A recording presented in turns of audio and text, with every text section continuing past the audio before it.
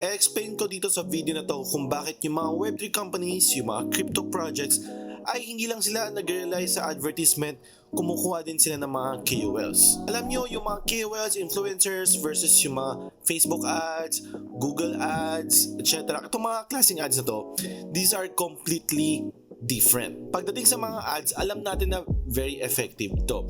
Pero pagdating sa Web3, kung matagal ka na sa crypto, alam mo maingat ka sa pagkiklik ng mga links kasi maraming mga phishing scams dyan. Kung may naklik ka lang, madidrain yung pera mo, madidrain yung wallet mo, ma-hack yung account mo. So very maingat tayo sa mga pagdating sa pagkiklik ng mga links, lalo na sa mga ads, no? Hindi lahat ng ads ang legit, no? May mga scammers na gumagamit din ng mga Meta, Facebook ads para ikalat yung mga scams nila. On the other hand, yung mga KOLs, it's either lumalapit sila directly sa mga KOLs or kumukuha sila ng mga Web3 agencies like CrowdCreate kung saan sila na bahala kumuha or mag-curate ng mga KOLs kung sinong pipiliin nila kung ano yung mas nababagay doon sa client nila. So, ano naman difference ng KOLs dito sa versus sa ads, no?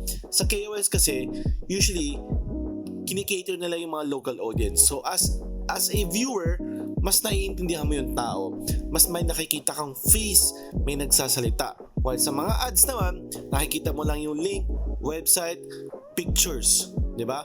So, wala masyadong communication between the customers or the viewers versus dun sa crypto projects. Of course, kung sa ads may mga phishing links, may mga scams, syempre sa KOLs influencers, meron din tayong mga bad actors o yung mga gagawin kang exit liquidity or walang magandang idudulot sa inyo. But syempre, hindi naman lahat ng KOLs influencers ay ganoon. May mga KOLs na talagang i-explain niya sa inyo ng maayos para maintindihan nyo mabuti. If you are planning to create your own Web3 company or your own crypto project, I'd highly suggest that you do both.